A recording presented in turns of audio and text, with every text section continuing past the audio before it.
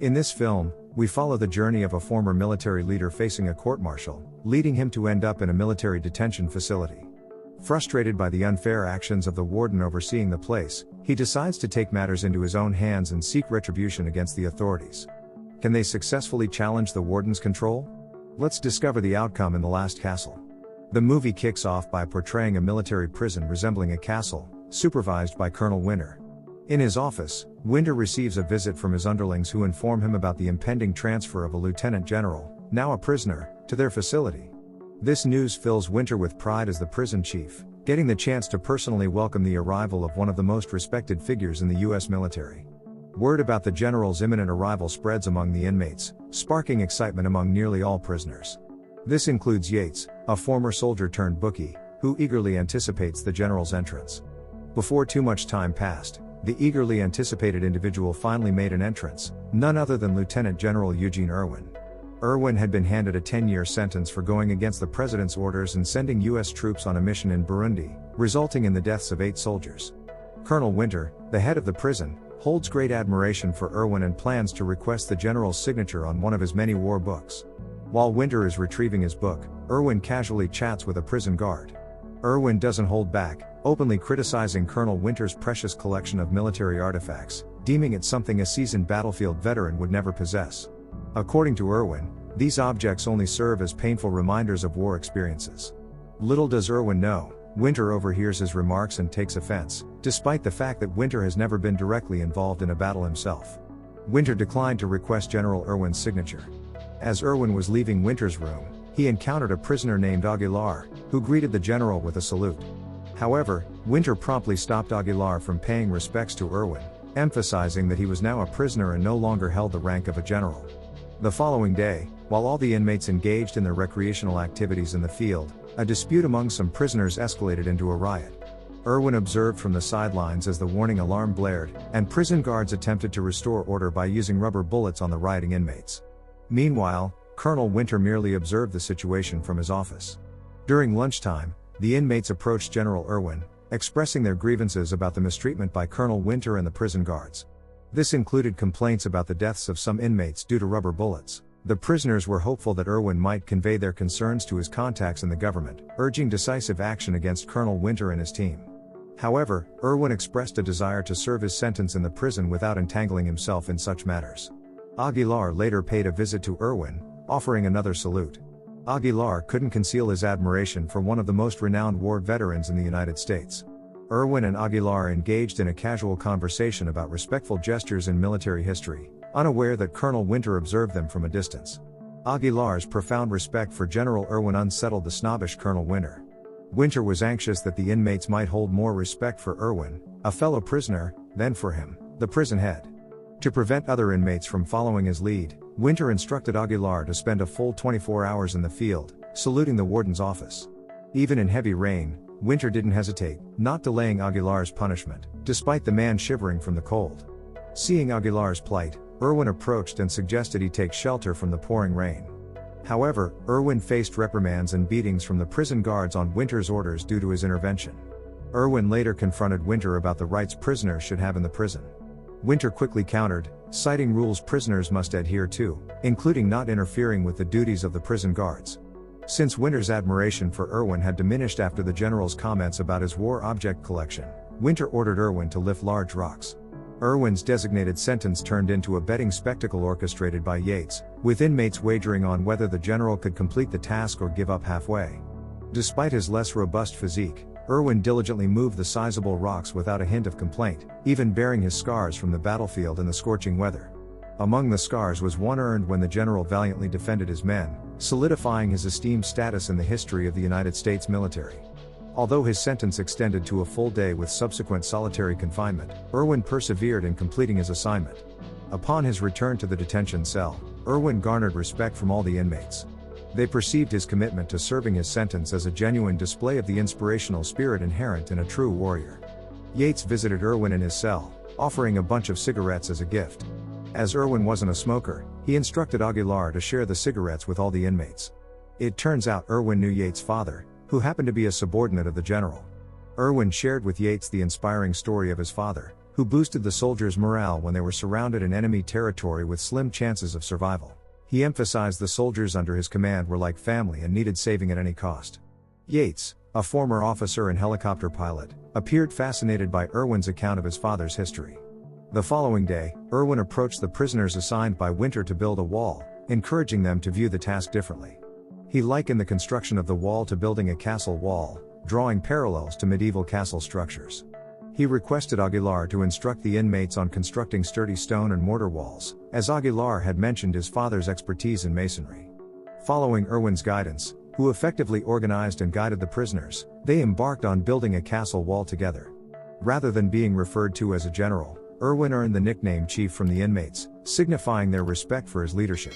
Winter, aware of this, suspected that Irwin was establishing a loyalty structure in prison to rally prisoners who would prioritize Irwin's instructions over his own. This potential threat to his authority led Winter to feel uneasy. Fueled by jealousy over Irwin's admiration from the prisoners, Winter ordered the prison guards to demolish the wall. When Aguilar obstructed a bulldozer, Winter promptly instructed a sniper to shoot a rubber bullet, typically non-lethal, directly at Aguilar's head. The moment ended his life instantly. Following the destruction of the walls, Irwin and the inmates bid their final farewells to Aguilar, forming a solemn assembly reminiscent of paying respects to fallen soldiers on the battlefield.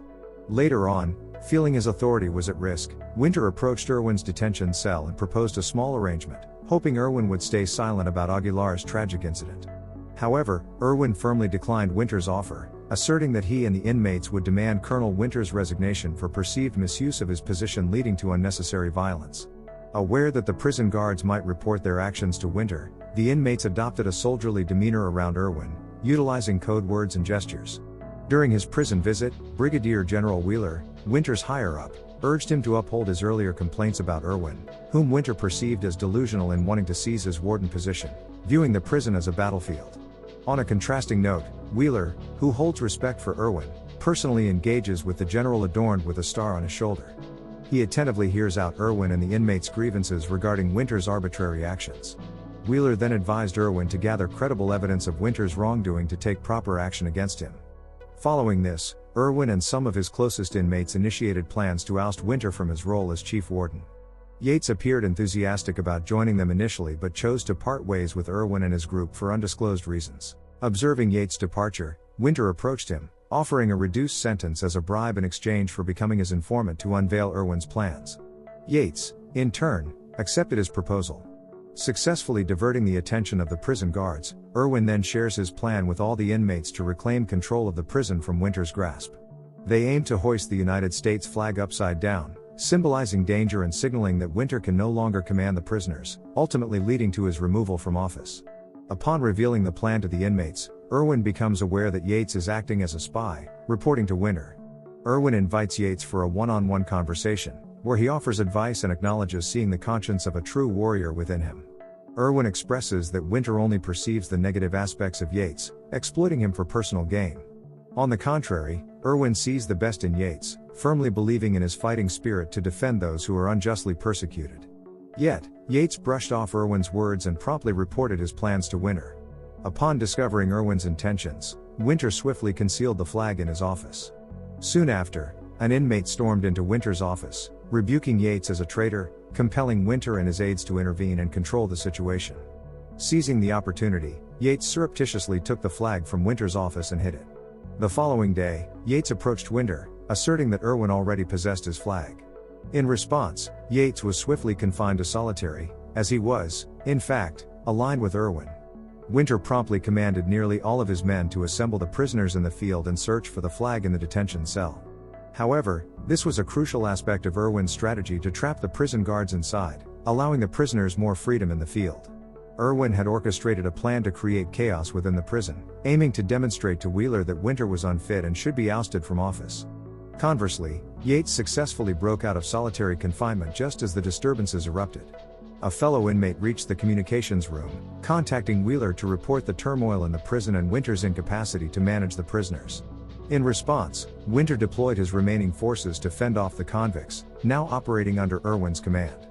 Through makeshift weapons and effective teamwork, the inmates demolished Winter's office and thwarted a water cannon assault from an armored vehicle.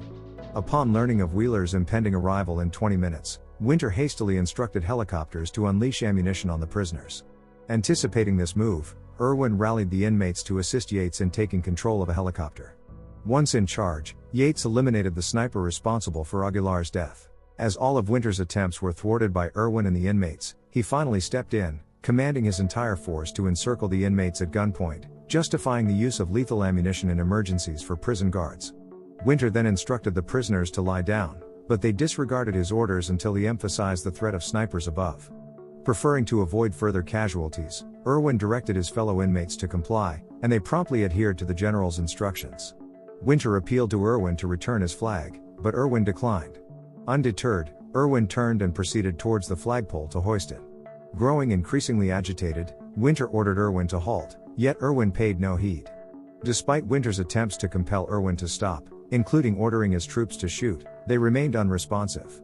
Not even his trusted aide, Captain Peretz, obeyed Winter's repeated commands. Facing disobedience from those unwilling to kill Irwin, Winter resorted to desperate measures, shooting Irwin in the back as he began to raise the flag.